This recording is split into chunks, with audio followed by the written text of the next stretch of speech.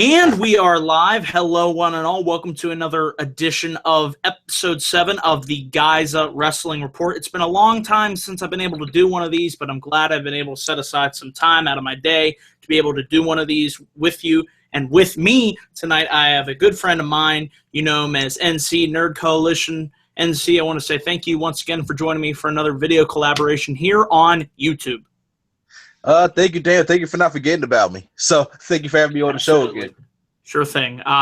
So it's great to have you back on. And like I said, you know how this goes, folks. If you're watching live, you never seen one of these before. We're going to run through all of the top news from the last past week in pro wrestling. We have a number of topics, which you can, of course, find links to down below in the description box. So if you want to read the articles for yourself. And, of course, I received all of these articles. Shout out goes to WrestleZone.com. So without further ado, let's dive into our first topic here. Let me pull it up. So this was an interesting report. I'm sure you all heard. There was a backstage fight last week while WWE was in Europe. There was a European tour, and it broke out between veteran superstar Chris Jericho and a repeat offender, Sin Cara, who we all know has gotten into some recent scuffles in the past number of months. But here's what the article says from WrestleZone.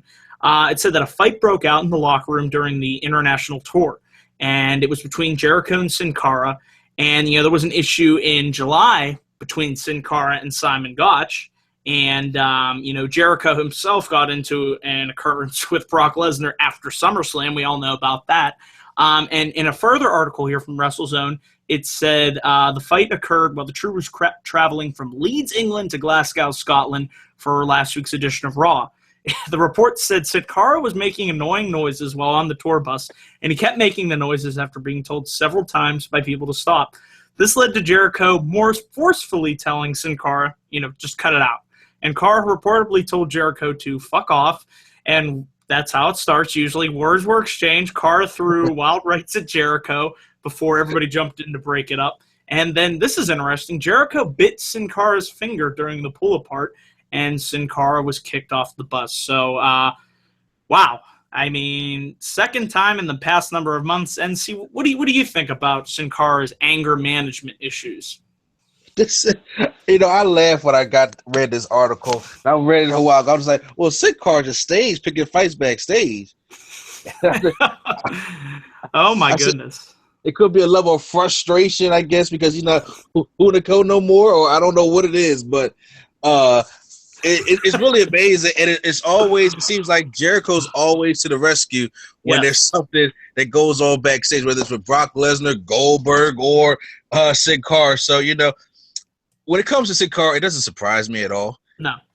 But, pretty soon, if he keep getting away with it, I'm pretty sure he may be released if it keeps happening. Sure. I mean, he's not a big star. I mean, I like him, but if he would be released, would you really miss him? No, I forgot he was even there. See, it seems to me like that. He was told stop making the noise.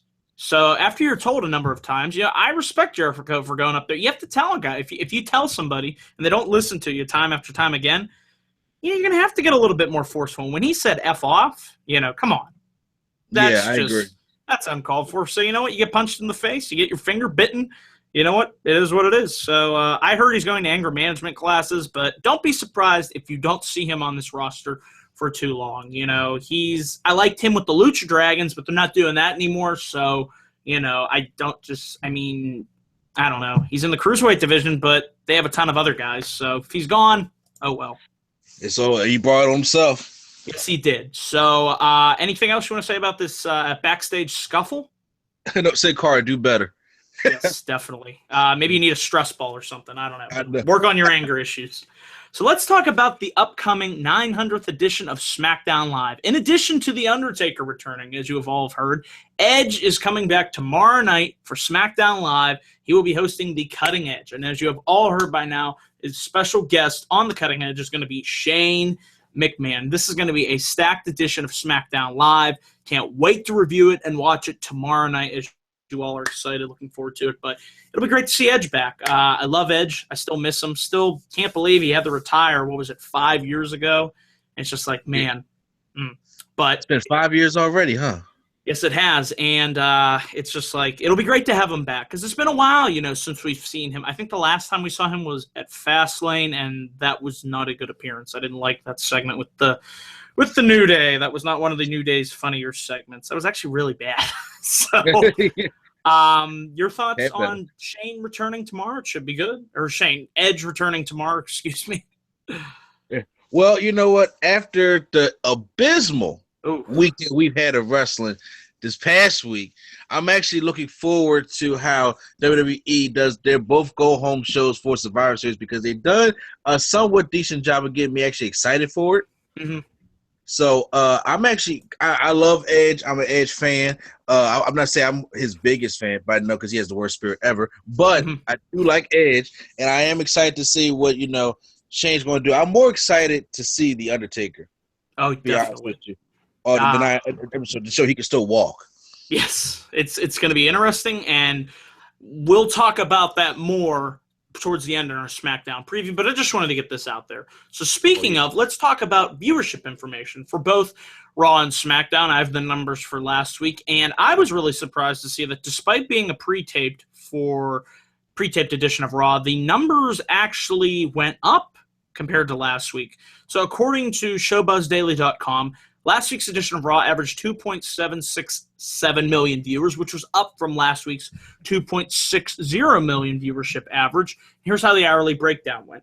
First hour drew 3.066 million. The second hour drew 2.731 million viewers. And the final hour drew 2.505 million viewers. So I really thought the numbers were going to go way, way down. I mean, they're still down, and they're going to be down throughout football. But, they're decent numbers for what I thought was just a decent average edition of Raw. Too much talk heavy, in my opinion. But your thoughts, NC, on these viewership numbers? Were you surprised? Well, I was kind of by because, to be honest, with the way the show was going, I thought nobody was really going to watch it at all, to be honest.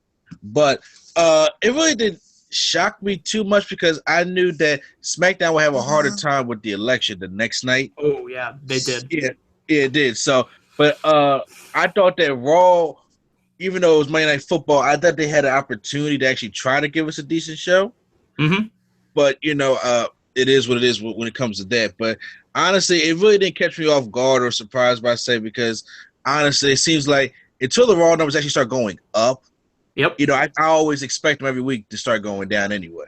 Sure. I mean, and it's the 3-hour format just continues to hurt them. I mean, you look at that first hour, they were actually at 3 million, and then it just went to 2.7, and look how it just goes down to 2.5. I really wish, especially if they're going to potentially move the cruiserweights to SmackDown, what's the point of having a 3-hour Raw if you're going to do that? I thought the whole idea was the cruiserweights were going to come in and you have them and you have a women's division, a tag division, your men's division. That would be enough to fill a 3-hour show. I'm really perplexed, and I know it's going to be 3 hours going forward, but it's just going to be interesting to see how the ratings react. Yes, I agree on that.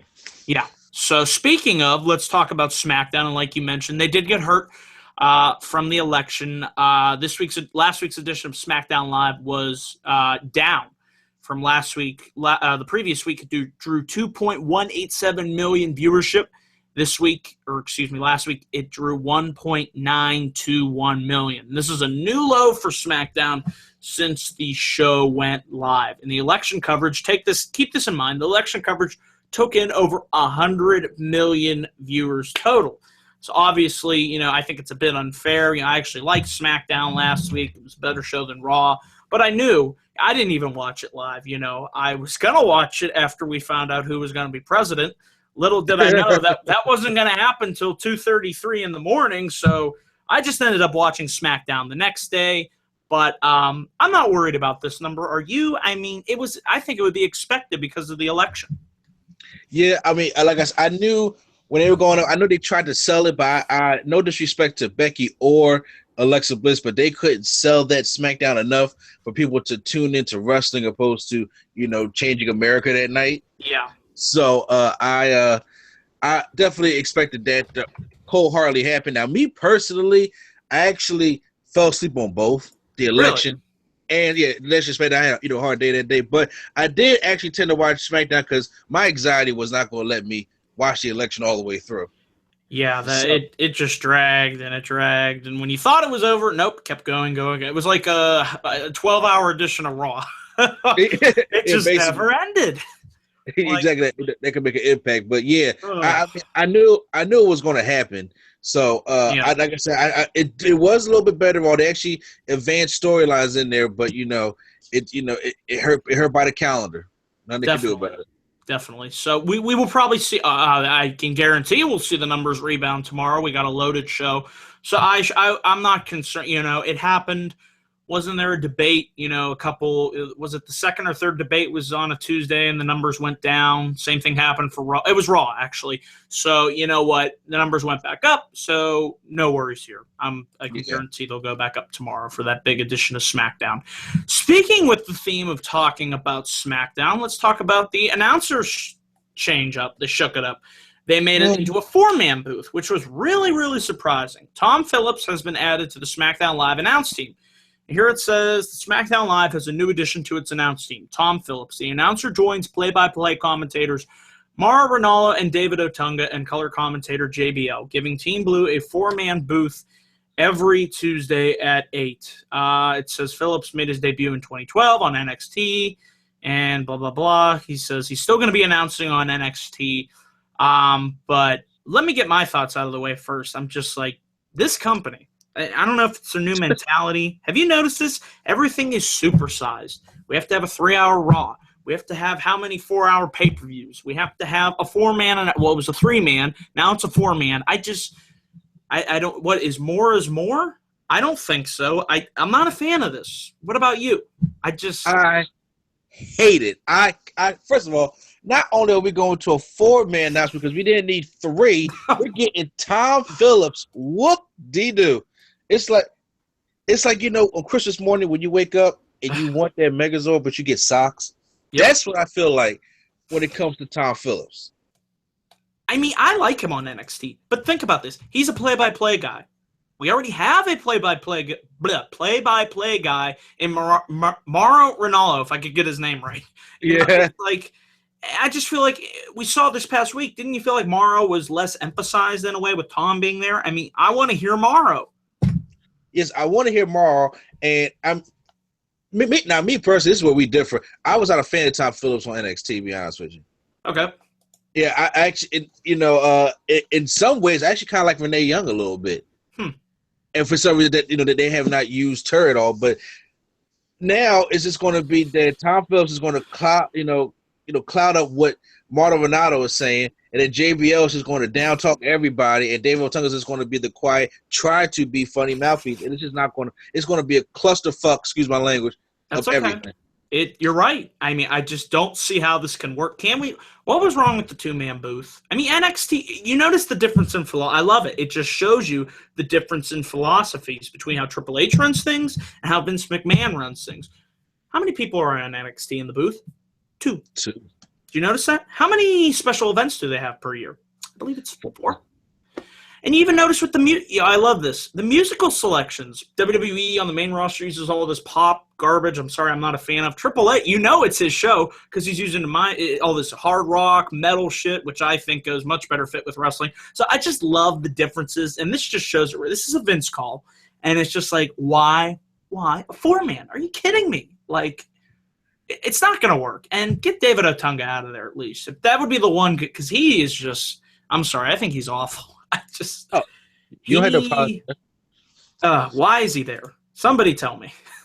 They were like, "Oh, wait, you still have a job?" Okay, I almost forget he's there. I mean, he adds nothing. You could put a corpse there, and that would add more.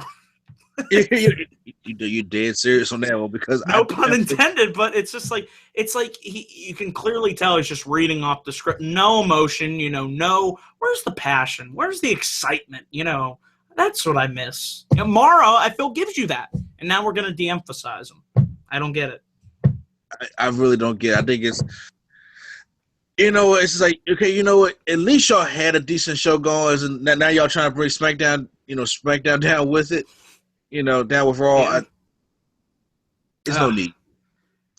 So we'll see how long this lasts. But, Man, I wonder what they're going to do at Survivor Series. Are they going to have everybody together talking at once? What would that be, like a 7-man?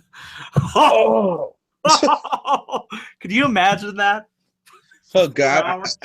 I can't imagine for 4 hours of 7 different guys. I'd rather just listen to 2K17 announce team, to be honest. I'd rather listen to the international announce teams, which is only 2 people. You ever notice that? They get 2 people, yet the English is stuck with 4 or 3. Awful. So eventually that will change one day once Triple H takes over. But until then, looks like this is what they're going to be doing for now. So not a fan. But here's a kind of funny, lighthearted story to lighten the mood. Did you know that Matt Hardy received thousands of presidential votes? Apparently, this was posted to Twitter. He claimed that a government agency contacted him the night after the election to let him know that, yes, he indeed received thousands of write-in votes for president of the United States. So apparently thousands of people wanted to see broken Matt Hardy become president. I found that kind of funny. I just wanted to throw this in there. You know, that and Harambe, I was just like, really? Yeah. It's interesting to see the list of write-in votes. I actually haven't had a chance to look them up yet, but I wonder if they have the list out there. The list of write-in votes. Yeah, I was just like, okay. All right, then. I mean, you can do that, but it's not going to win. But yeah. Anyways, interesting story, as we all kind of knew. The Royal Rumble gets a new start time. Several readers have sent in word that Ticketmaster has issued a notification to 2017 Royal Rumble ticket holders that the event will begin at 5:30 p.m. Central Standard Time instead of 6 p.m. or 6:15 p.m. Central Standard Time. So this really confirms, what the reports that we have been hearing going out that WWE wants to make all Big Four pay-per-views 4 hours long.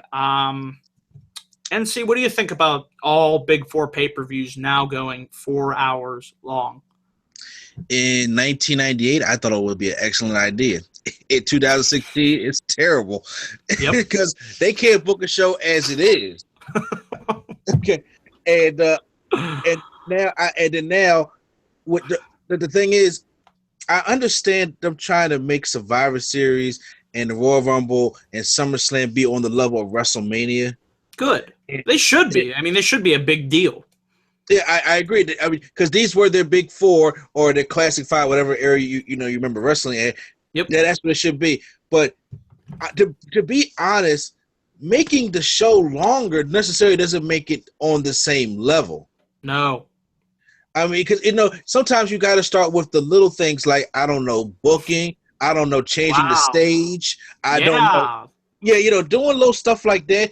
Make it an intriguing storyline. Like if you got a blood feud and when they go in, don't start with a lockup. Do simple things that hardcore wrestling fans will like. And then when they're more invested into these pay-per-views, then all of a sudden, you can add an extra hour. Now, in my opinion, the Royal Rumble and WrestleMania can sell itself. Sure. Survivor Series and SummerSlam for the past couple of years probably needs the extra boost to try to get those back on track because everybody loves the Royal Rumble match. But now I'm only fearful now, like, okay, they got an extra hour. Are we going to do that 40-man Royal Rumble crap again? Because I hated that. I didn't like that. That just felt like clutter. It was just too much. 30 is the right number, And on top of that, you're going to have guys doing double duty during the Rumble and a match that same night because they got to fill up those 4 hours. And I just don't know. Yeah. I agree with what you were saying. It's just like, I mean, I was okay with SummerSlam going 4 hours, but then it's just the problem is they do this 2 hour pre-show stuff. I mean, okay, if you're going to, I said this last time, if you're going to make a 4 hour pay-per-view and you're going to have a 2 hour pre-show, do not have any in-ring action till around, 6:30. Because if you start it like for Mania, what did it start? The in-ring stuff started at 5. The crowd's going to be burned out halfway through your show. So you can salvage the crowd if you only have one pre-show match at 6:30 and then go right to the show at 7. That way you can hopefully keep the crowd engaged throughout the entire show. But I'm worried is that they haven't learned from WrestleMania, and it's just like I was doing some booking in my mind of how they could fill out a 4 hour Royal Rumble show, and it could be done. There are a number of matches that I could possibly see happening this year. But I don't really see the need to make it 4 hours. Just like I don't see the need, for upcoming Survivor Series to be 4 hours. We'll have to see if they can fill it. But it's just like I keep saying, less is always more. I do agree with that one. I understand what they're trying to do when it comes to Survivor Series. And, okay, now that shows that these Survivor Series matches are going to actually get some time. Sure. Cool with that. Good. But, however, I'm not expecting Goldberg and Lesnar to carry my show. No. That should get probably 10 minutes bell to bell. That's perfect, Yeah, or it should be a no-holds-barred to hide both guys, lack of, whatever they're missing. I mean, Brock Lesnar's great, but his Suplex City gimmick, that's all he has right now. And Goldberg is 12 years too late. We don't know how he's going to hold up. So that'll be interesting. But anything else you want to say about the Rumble expanding to 4 hours? If they do Shawn versus AJ, which I seriously doubt, yeah, then, it doesn't need to happen. Okay. Yeah, it doesn't need to happen. Well, on an unrelated note, and this really doesn't surprise me, Finn Balor confirms his status for WWE Roadblock. On a related note, it was reported last week that WWE advertised Finn Balor for the upcoming Roadblock event in December, which is taking place in Pittsburgh, which I will be at. Wanted to get that plug out there. Yes. But Balor confirmed the advertisement is likely a mistake, and he will be not back until 2017. And I'm quoting Finn Balor. I can 100% guarantee, what date is Roadblock? December 18th. I will 100% guarantee that I will be at home with my family and friends at Christmas. I will be back in 2017. Well, folks, I didn't buy this for 1 minute because I knew it was probably an early advertisement from PPG Paints Arena. And that's why I'm not also buying the Kevin Owens and Roman Reigns advertisement and the Seth Rollins Chris Jericho advertisement. I think that's just placeholder stuff. I know people are making videos and stuff about it, but I'm going to hold off. I don't think that's the route we're going with that either. We don't know what's going to happen at Roadblock. Let's wait and see what they book for that show. But really no surprise here. I didn't think Finn Balor was going to make it back until Royal Rumble at the earliest. And even when I heard this, I was skeptical. And see, what did you think about when you heard Balor being advertised for the pay-per-view? As soon as I heard Balor advertised for Roadblock, one, I automatically thought it was a lie. Mm-hmm. And two, I was thinking to myself, even if it was the truth, it would be a bad decision to bring him back at Roadblock anyway because you have nothing for him to do. Right. You have absolutely nothing for him to do. So, it's kind of like, if he was back, put him at the Performance Center, work him out a little bit, and then save him for the Royal Rumble. Him coming back at Roadblock, it's a B pay-per-view. There's no need to even build that up. But, I mean, I figured it was, false. Now, the whole placeholder thing you're talking about, unfortunately, I believe that's going to happen. Really? Unfortunately, I do believe that's going to happen, only because I know they're going to try to drag out the Jericho-Owens feud. I don't know when they're going to plan to do the payoff, but in Vince McMahon's eyes, that he probably thinks that's a WrestleMania feud, and it really isn't. Mm-hmm. So, and then Roman Reigns, after he defeated Rusev, there is no contender for the U.S. title. Yeah. So, unfortunately, I think we're stuck with that. And they won't turn him heel because they're stupid idiots. I mean, it pisses me off because they should, because you're building up Rollins as the baby. He would just make a great villain. I mean, come on. You want Raw to have good quality? There it is. I'm looking at it right in front. I could book a great heel Roman Reigns, just destroying everybody. And I'm about to say, shit, you can just give the Roman Reigns from NXT when he was here. I know. It's just like they don't want to. They want to keep him this boring, whatever. That's fine. Do Kevin Owens and Roman Reigns. And I just think Owens and Jericho is the next logical feud. Don't you? Yeah, I think that's how it should go. Yeah, honestly, I really figured that not Rollins, Owens and Jericho was going to be a roadblock feud. Yeah, that's perfect. Maybe even the Royal Rumble. Sure, you could extend it to Rumble. That's what I do. But nothing past that, and I don't understand. I really don't understand what's going on in WWE's head. I don't understand what they think we want to see. I mean, but the problem is, and this is what's hurting Raw. I mean, they're planting these. I like the way they're planting the little seeds, of Jericho and Owens eventually splitting. But if they're not going to do that and just do Owens and Reigns, it's like, but logically, it just makes sense for that to happen. You know what I mean? That's what I'm just trying to get out of it. But we'll have to see. I mean, who knows? Something, may happen at Survivor Series. We don't know. But I'm going to hold my breath. I just want a good Roadblock pay-per-view, seeing as how I'll be there. So that's all I can hope for. Just give me a good show. I mean, you'll probably get the better show. They come to Philly before Roadblock, so. Oh, really? Is that for Raw? Yeah, that's for Raw, December 12th. Short plug out there. Yeah, they come to Philly on December 12th. Then there's Roadblock that Sunday. So we get the post show. I mean, the pre-show. The go home. Yeah. Which usually have been pretty bad lately. I know. Yeah, Philly.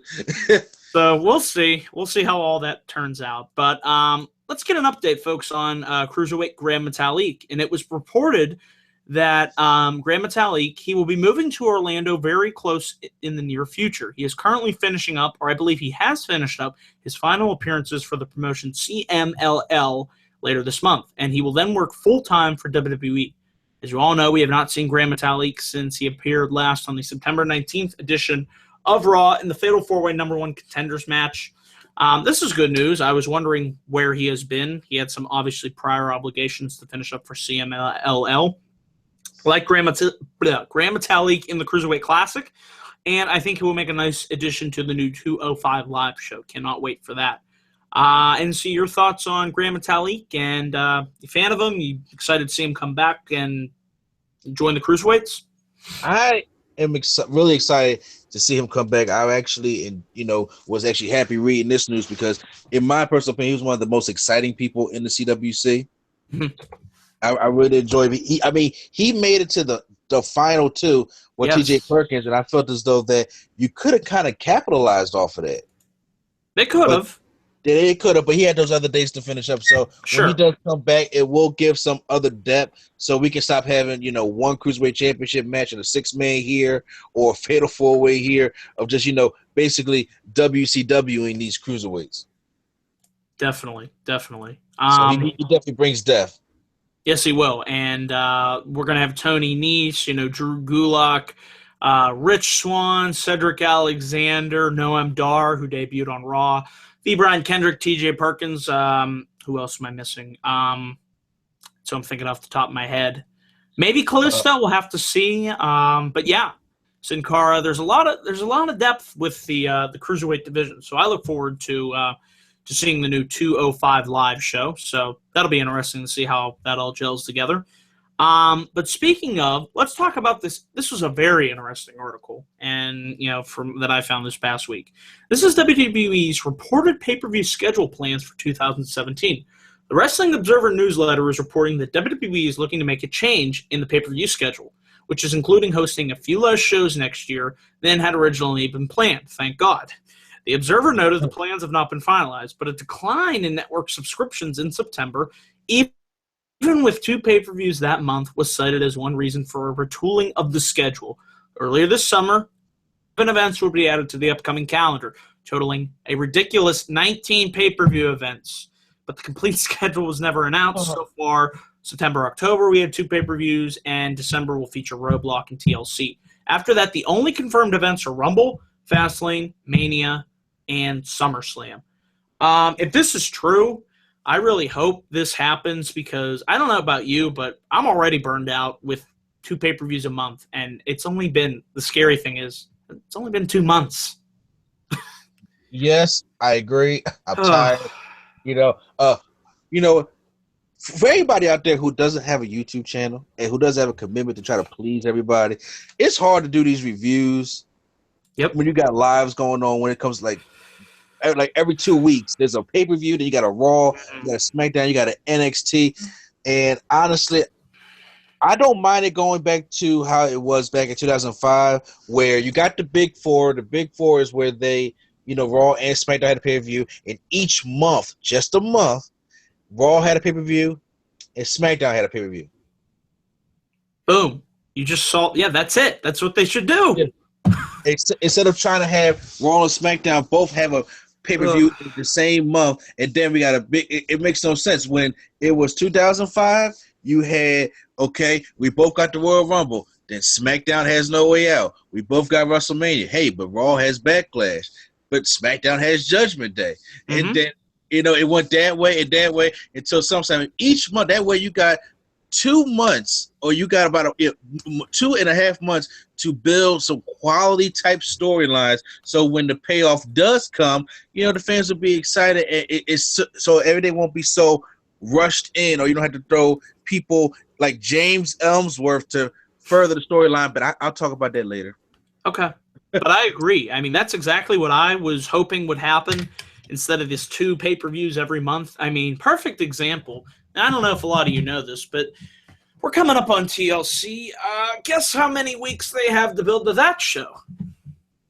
Let's see, 2 weeks after Survivor Series for 100. Mm-hmm. 2 weeks. Wow. 2 weeks. I mean, it's ridiculous. I mean, why not just have it be a week, or just have it back to back? Just have a pay-per-view every week. We're getting to that point.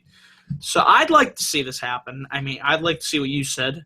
Every other month you alternate, and you have a longer build. Longer build makes for just more excitement. We don't get the same matches over and over again, and you can just, less is more. I keep going back to that. I mean, it's just like going from Survivor Series to TLC and then to Roadblock. Ugh, that's just going to be rough. That's going to be way too much. And I didn't realize it was only a 2-week gap to TLC. So poor SmackDown. I mean, they're going to have – I don't know how they're going to do it. Ugh, that's rough. That just ain't fair, So we'll see. But anything else you want to say about the pay-per-view schedule for next year? I mean, like I said, I hope it happens. I hope, we can slow it down. But knowing Vince's eyes, it's all about where the money goes. The draft is supposed to help out the superstars. Y'all making it work more. Yeah, that really doesn't make sense when you have half a roster now. So, yeah, we'll see. We'll see what happens. But let's get on to speaking of Vince, this is an update on his involvement in Raw and SmackDown creative. According to the Wrestling Observer, although there are creative differences on both Raw and SmackDown Live, Vince is still 100% in control of creative for both shows. There had been some previous speculation that Triple H and Ryan Ward were running SmackDown, but that is not the case, as Vince is still in control of the blue and red brands. And here's the other part of this news item. This doesn't surprise me. In other news, the Observer is reporting Vince was a big fan of Seth Rollins' recent sparkle crotch term aimed at Chris Jericho. Vince was reportedly laughing like a maniac when Rollins made the comment, which is why Rollins continues to say it repeatedly. And the term has been used once or twice since Rollins initially said it, and Vince reportedly did not order it to be scripted after the first week. So that's why that god-awful term has been uttered over and over. I kind of got a slight chuckle the first time I heard it, but that was it. I mean, it wasn't really that funny. I mean, did you find it funny? I didn't find it funny at all. I really did. I said, no, Seth, don't be this kind of face as soon as he said it. No, that's the problem. I mean, he just looks lame. I mean, it's like with Reigns, the same shit popped. What was it? Jack and the Beanstalk. I mean, that's what killed him. I mean, don't forget the suffering succotash, and it's like, who talks like this? Yeah, I mean, and I understand that you're trying to appease the kids, but hell, even kids don't talk like that. Kids don't talk like that today.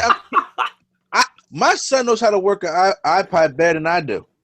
Yeah, okay? It's like, so they definitely don't say suffering succotash no more. I'm sorry, that's just the most ridiculous thing I've ever heard. And it was still stupid when Reigns said that. I mean, that was awful. And go figure, Seth Rollins was involved with that. He was in the ring. But yeah, I mean, Sparkle Crotch. What was the other one? Remember Tater Tots? Yeah. Oh God, Tater Tots. Remember the crowd chanted that? Yeah. Yeah. Every bit of a day, and then that was about it. I'm sure Vince loves it. He loves toilet humor, bathroom humor. We gotta appease the old man. We can't, actually stand up and not be a bunch of yes men. That's the problem. People are just, yes, Vince. That's great, Vince. We love it, Vince. This show is so great, Vince. You're absolutely right. And then when they do stand up, they end up being in TNA. See? So, I don't know. It's just interesting in this article how it says Vince is in control of both shows. I mean, yeah, he still is, but SmackDown clearly has an edge in quality. I mean, you can't deny that. I do agree with that. I also believe that since SmackDown is 2 hours, it kind of, I hate to say it like this, but it's kind of like you can't fuck it up with too much. Exactly. You only Yeah, have that limited window. exactly. The only thing is, yeah, but when I read this, I was like, what do people think? This is WWE. Vince is going to be in control, like he said, till the day he died. Yep. So until the And day, even then, he might still be in charge. yeah, even then he has plans written for the next, 13 years probably. But so until Vince McMahon is actually in the funeral home getting embalmed, there is going to be his say, and that's the end of it. That's it. Now, We're stuck with what we got. I do see Triple H.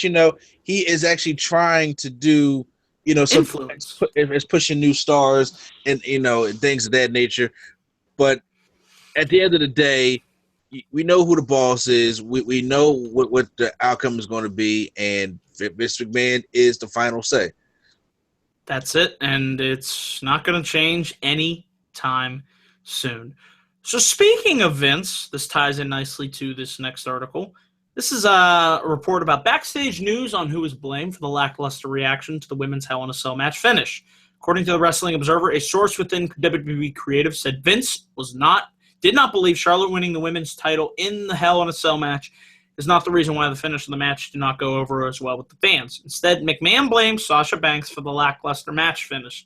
The finish of the match was supposed to see Banks go through the table and then get pinned by Charlotte after taking natural selection. Charlotte tried twice to put Banks through the table, but it would not break. And here's an interesting note from the article, and I was going to say, which it really isn't the fault of either wrestler. So it's Sasha's fault, that the table didn't break. I mean, if she's really getting heat for that, that's just, it happens. What are you going to do? Table didn't break. Oh, well. That's how I look at it. I look at it like this. Number one, no disrespect. And for people listening to this, I don't mean no disrespect, but she's a woman. And it's not because she's physically lighter yes, than a man is. It's not a sexist thing. It's just that that's by genetics, she's a female. And Sasha Banks is an extremely petite female. Yep. Like I've met Sasha Banks, and homegirl is small. So, to get some pressure behind that table, what I think the problem is the way that she was trying to be put through that table was a poor execution of putting her through the table. True. I really think it should have been a power bomb. It should have been a suplex. Yep. Hell, Charlotte should have moonsaulted her through there because the announce table is a lot heavier and thicker than the actual wood table, and they put Sasha through that one. Yeah, that was a sick looking bump, but it was, man. But I like your idea of the moonsault. I think that would have been a nice visual too. Exactly, I agree. It just had to be something different than just tossing her by her hair through the table. That's not going to break, and that's why I was like, I don't understand what the heat is for. If there should be any heat, it should be the move selection that Charlotte chose to put Sasha Banks through the table. You could have still been effective if you had just Sasha went for the power bomb. Okay, her back hurts. You go for the power bomb. You put her through that table. Natural selection. The match is over.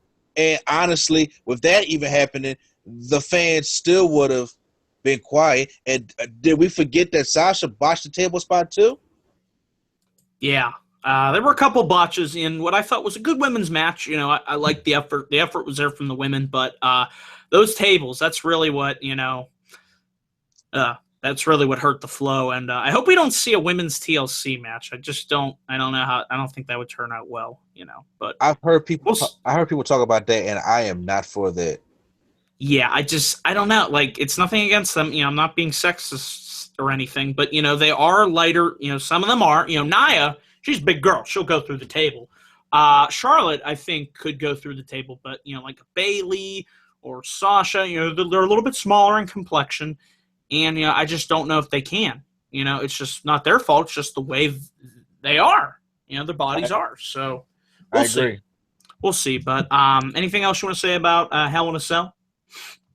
The only thing I would have to say, like, be honest, if this is really the heat that she's getting, I really believe that it's very, very unfair, and I do believe that her title run, which is very, very unfair. It was. It was like, what, 2 weeks? she only wins on Raw, and I mean, you know, Vince. I think, no disrespect. I think Vince still has a problem, or still has trouble seeing, women in that spotlight. Hmm. I also think Yeah. he thinks she's injury prone. That's what I've been hearing as well. I mean, well, that is the truth. She is kind of She because is. She because she tries to do stuff that she probably shouldn't do. She doesn't have to do. Like, remember when Cesaro did that tope? He didn't, and I hope he never does. Or Big E does the spear. I mean, there's just some risks. The dive. I mean, it's just like you don't have to do that. Exactly. And I feel like if wrestlers would, more so tone down their I mean, it's a problem with wrestling nowadays. It's a little bit too much, too fast paced. If you could work at a bit of a slower pace, I like to see more psychology. Just more of a harder hitting, style. More old school in a way. Take what worked back then and reapply it to now. But that's a whole nother topic for a whole nother issue. I don't want to go down that path, but yeah. I agree. So, real quick, interesting note. Roman Reigns was pulled from the rest of the current WWE European tour, but it was reported that it occurred due to family commitments. So obviously something happened, but hopefully nothing too severe. It was kind of odd to hear this, but until we eventually found out later on that it was due to family commitments. No talk of any type of suspension or anything, so that's good to hear. So hopefully everything's okay with Roman and his family, but I just wanted to get that quick news item out there. So let's move on to the next news story. Wait, real quick there. I'll just say, I don't mean to be mean here, but when they said family commitment, I'm like, wait, ain't the whole family in the wrestling business? That is a good point. No, I'm just saying, say everybody commit is there. So, I mean, he got nobody over there to work a regular job. I never thought of that, but yeah, that's all we know. And as far as we know, he's going to be on Raw tonight, so everything's a go for Roman Reigns. So they're going to make him they're going to make Reigns great again. They're going to make him very great. Trust me on that.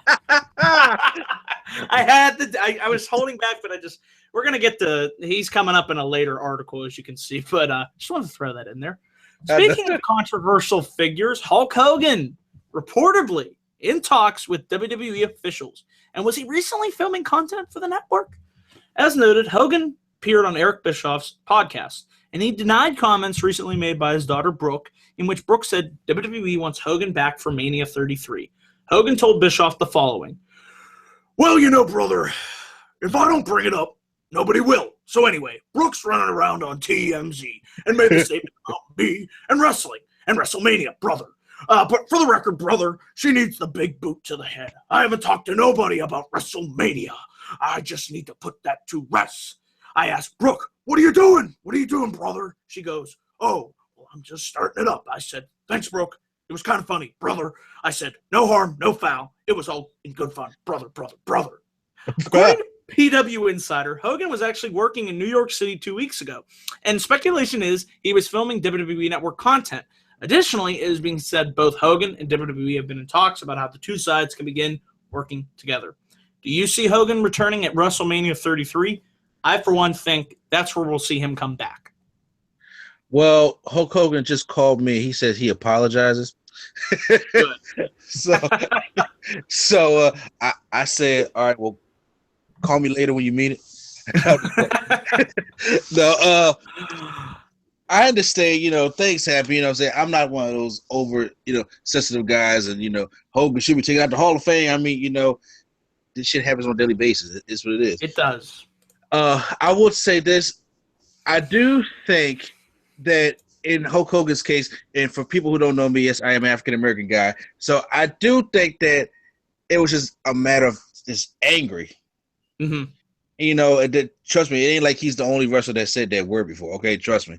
Yep. But I mean, Hulk Hogan is synonymous with the WWE. He is the Babe Ruth of wrestling, and honestly, I do think that they will welcome him back in open arms. And honestly, I do believe that the wrestling community, along with the African American community, will just let him back open arms because there's that genuine love for Hulk Hogan. That's kind of like I can't be too mad at him.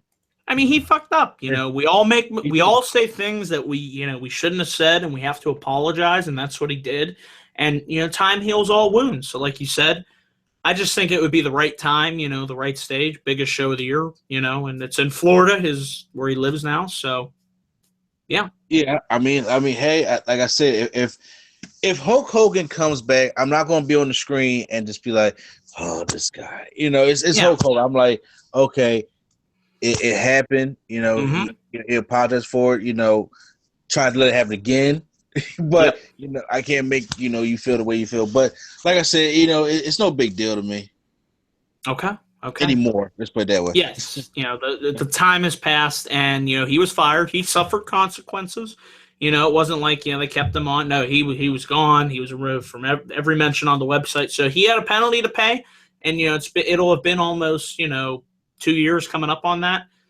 So I feel like that was they waited long enough time. If they do indeed bring him back for WrestleMania, we'll have to see. But I think more than likely we'll see him show up, and it'll be great to hear that kick-ass theme song. I love his theme music. One of the best of all times. Still gives Real me America, chills.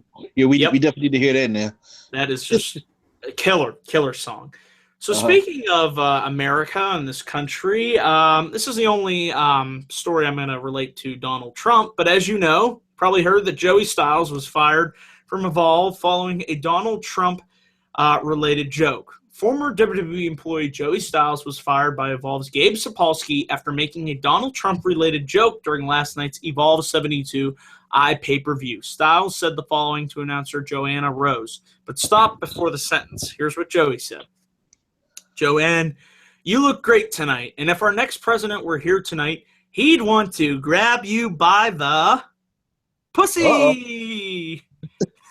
So Joey, continuing the trend of fucking up, he fucked up big time. And I mean, it's kind of funny what he said, but it might also be true. But hey, he did apologize. Gabe said in the tweet, I deeply apologize for Joey Styles' comments, and he's furious. In a later tweet, Gabe said, we've parted ways with Joey Styles, and that's my final comment on this. And Flow Slam, who I believed Evolve, didn't they recently sign a deal with them?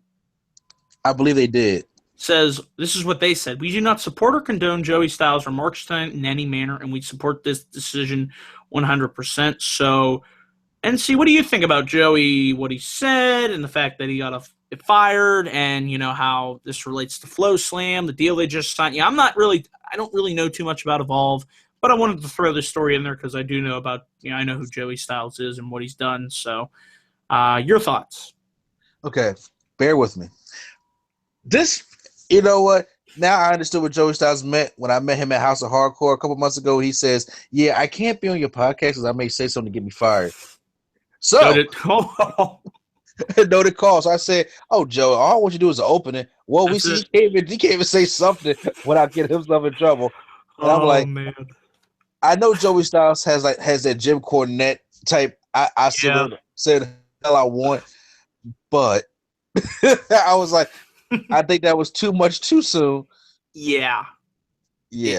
Just especially after the election. I mean, come on, it's just like really bad time, really bad timing. Yeah, that's what I'm you say. Like, is it too soon?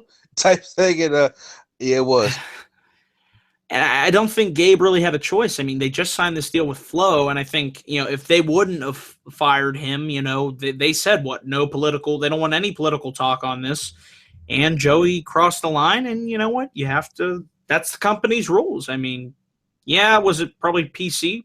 Probably was, but, the company has the right to determine who they hire and fire, and they made the choice to fire him. So that's how I'm looking at it, Yeah. So it is what it is. I mean, with Hogan and now Joey, people, we all do it. We say those things where as soon as you say it, and this he did, he knew it. As soon as he said it, he must have been like, in his mind, I just fucked up.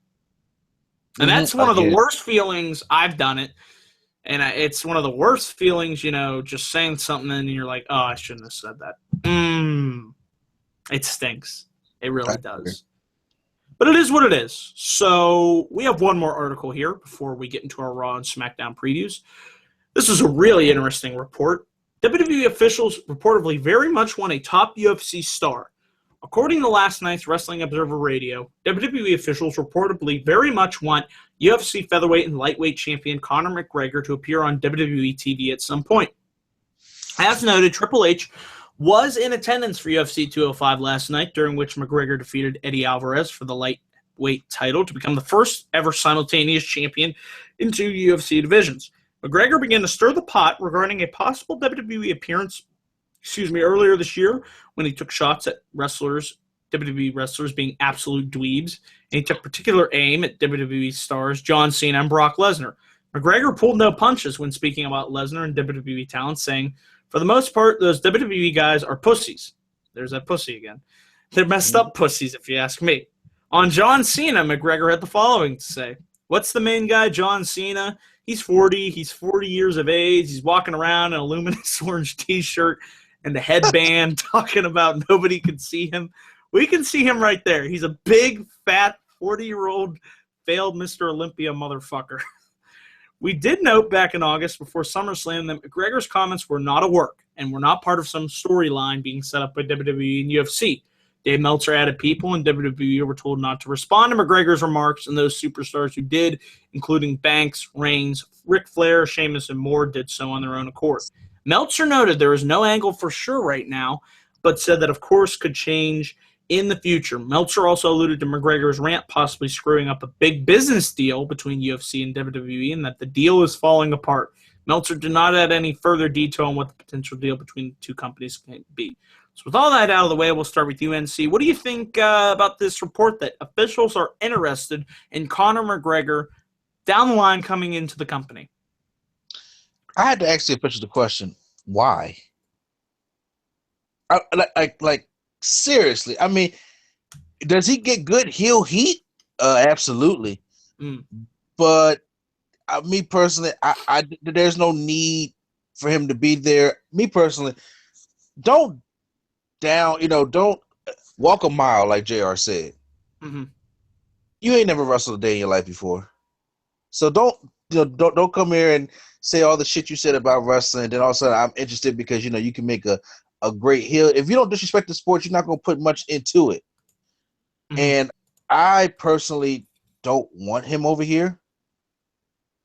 To be honest with you, maybe maybe it's too soon, or maybe I'm a little insensitive about it. His comments, towards wrestling. Because honestly, if I see him in there, I really want like Brock Lesnar to really like legitimately kick his ass, like seriously like that. But I feel as though I don't know how to feel basically. Right. I've been feeling that a lot lately. Well, I'll tell you how I feel about this. If they would bring in McGregor, whether it's a full-time, one-time deal, actually, I would think it would be really interesting if he came in full-time, but I wouldn't see that happening. Could that help the company get some much-needed, mainstream exposure? I feel that could help in that category. And could you use bringing in, similar to how they brought in a Tyson, could you use that to help, put the spotlight on your current stars? I mean, I would like to see something like that happen if you would bring him in, for a Mania or whatever, Okay, well, if you're talking about it in that nature, then maybe so, like a Mike Tyson type of thing, like when they brought Mike Tyson in, I could probably see that. But as a performer, like to go do NXT and stuff like that, I'm not with that. I don't even think he'd go to NXT. I think he would go, if he would be brought in as a wrestler, I think he'd be, right on the roster. And I think he could be a good heel. I mean, just looking at from his comments, but the problem is he couldn't go out there and talk from his heart. They'd have to give him the script. And just like what they do to the rest of their roster, it's just like he doesn't have to be scripted. None of these guys really have to be scripted. So you wouldn't be getting him talking whatever he feels like off the top of his head. You'd get, sparkle crotch, tater tots, it would just be awful. Yep. So you have to keep that in mind. If he does come in, he ain't going to be able to say any of these, half this shit, So I don't know. I don't know if it would happen. I think it's a long shot. I think it's more likely we see there is going to be some type of deal. I definitely think we could see, what do you think, Ronda Rousey? I definitely could see her making an appearance at WrestleMania, seeing as how Brock appeared at UFC 200. So what is WWE going to get in return for that? Because they have to get something in return for that, don't you think? Yeah, I would think Ronda Rousey. Maybe so, but it could be kind of funny because it's like, well, Brock Lesnar did leave UFC for WWE in a full-time, part-time manner. So, yep, I guess. So I don't know. We'll have to see. But like I said, just wanted to throw that article in there. So all right, folks, we're coming down to the last segment of the Giza Wrestling Report. We're gonna do real quick previews for SmackDown and Raw. We'll start with SmackDown tomorrow night, the big 900th edition of SmackDown, and this is what we have on the docket. We have the return of The Undertaker. It's going to be great.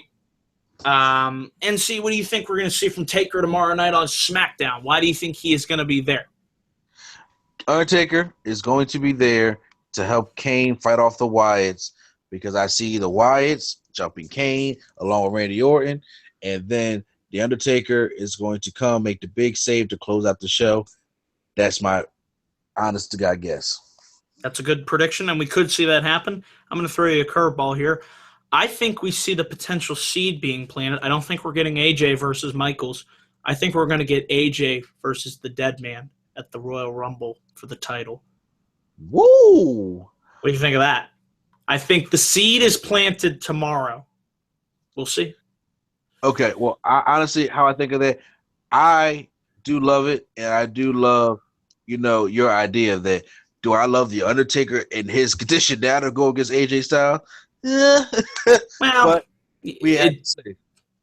It'd be a dream match, Even in Taker's, twilight of his career, I still think we've seen him, Hell in a Cell with Lesnar. He could still pull out a really good match when he's on, So take nothing away from Taker.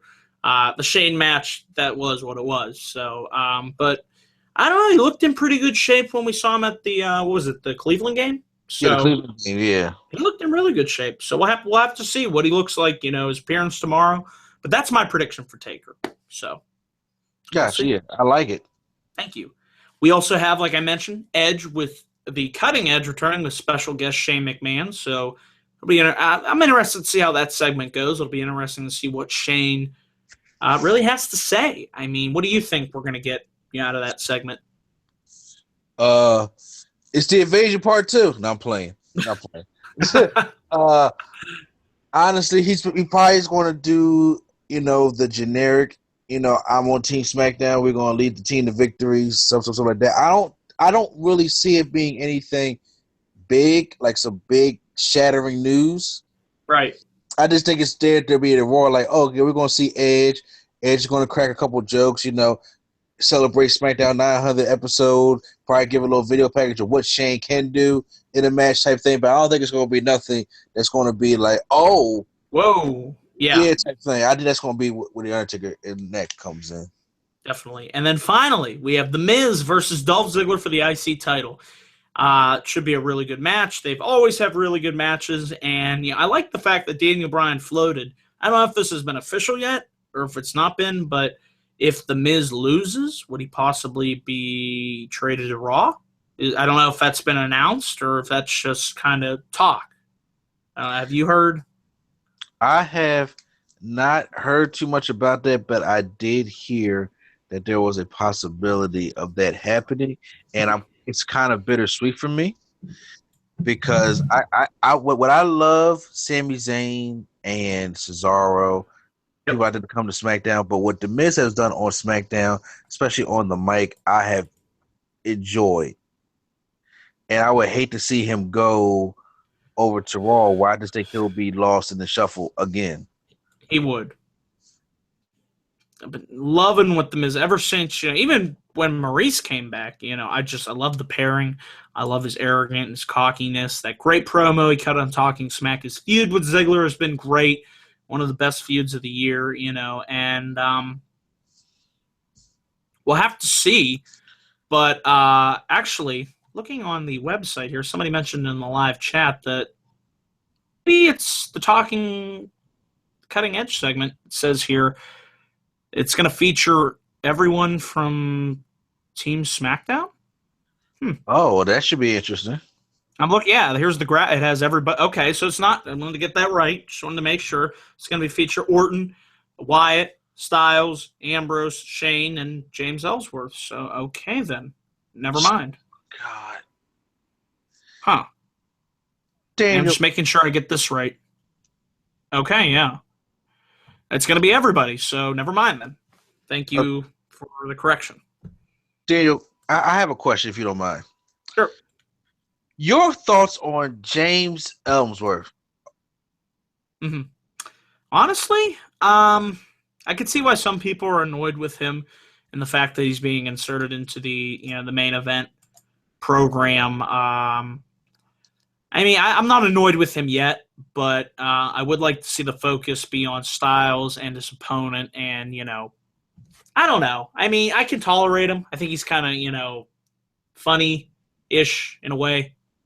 I'm not really doing a good job of explaining this, but I, I don't mind him.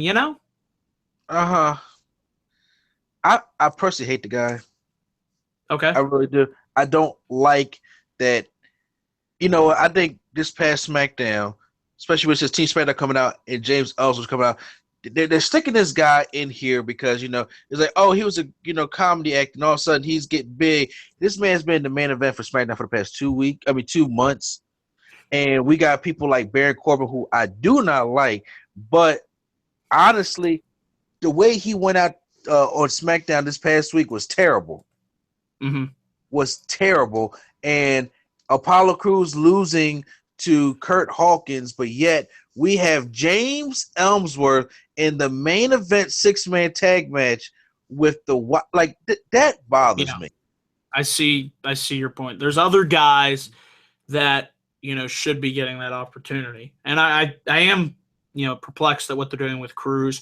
I think Corbin. I think they're getting behind him. I actually like the fact that he faked the knee injury and whatnot. And, I'm hoping to see this feud with Kalisto continue, or what they're going to do with that. I don't know if Kalisto will be with the cruiserweights or whatnot.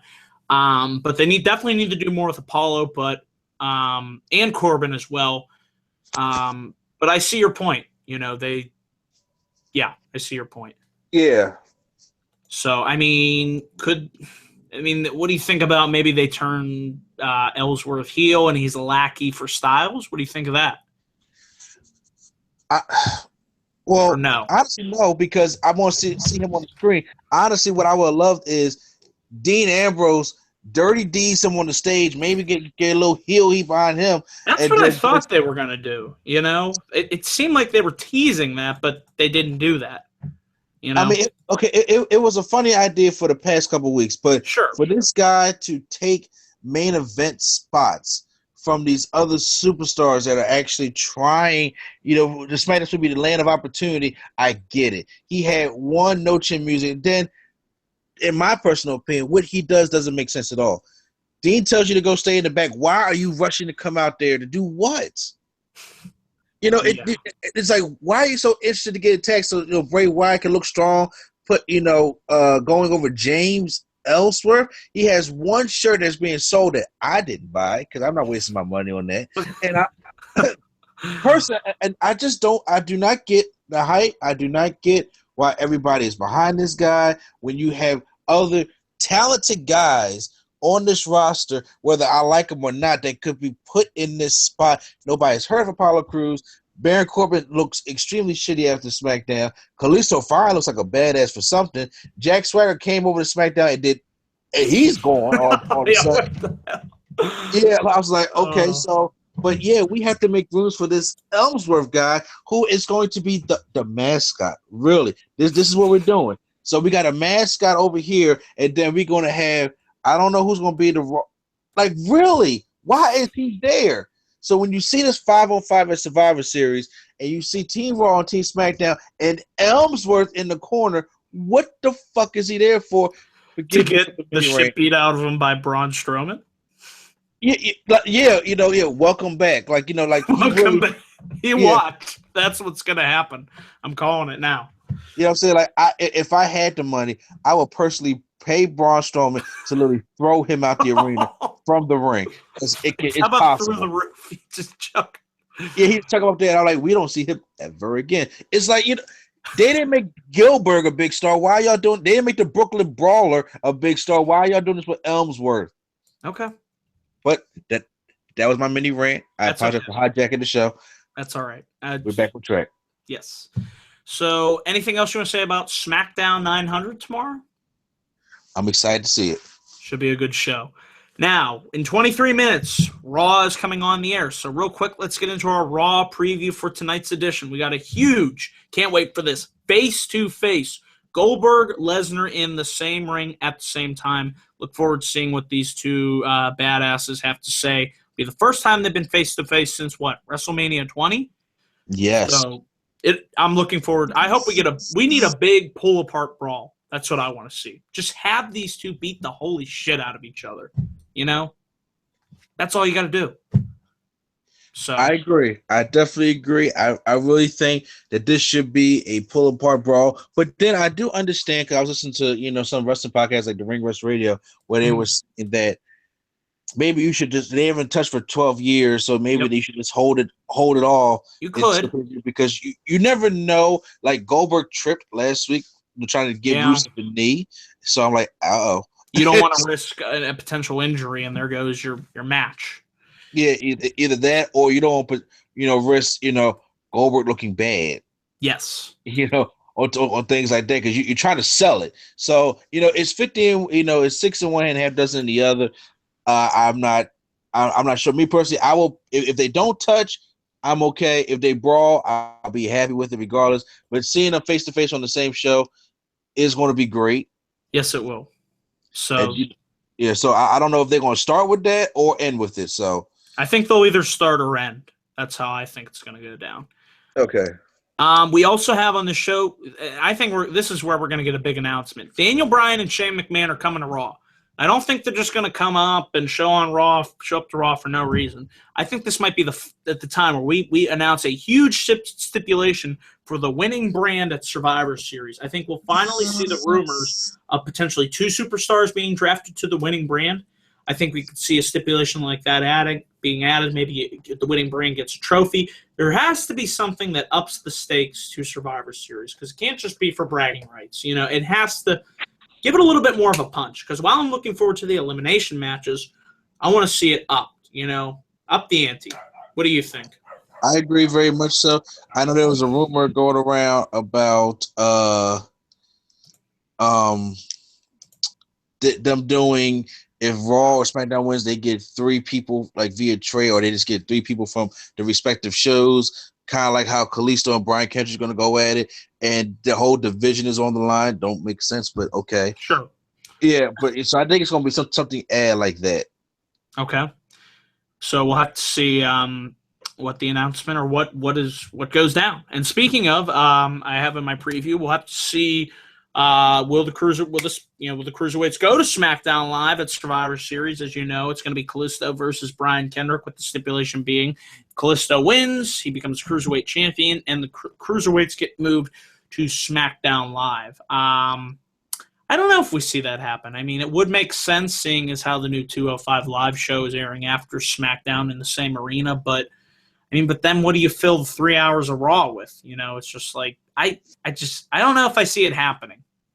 Well, to be honest with you, they only got 2 matches a Raw, so I don't know what they try to. Sad. It should be more. There's no excuse for it not being more. Yeah, and the only thing with SmackDown is if the whole cruiserweight division gets there, I kind of don't want to see it that way because SmackDown doesn't have enough time.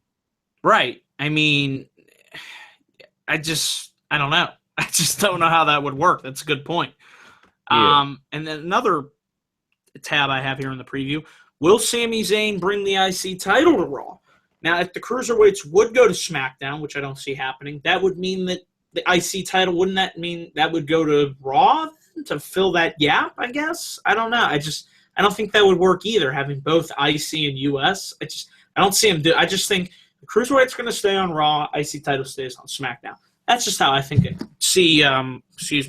That's how I see things playing out there. What do you think?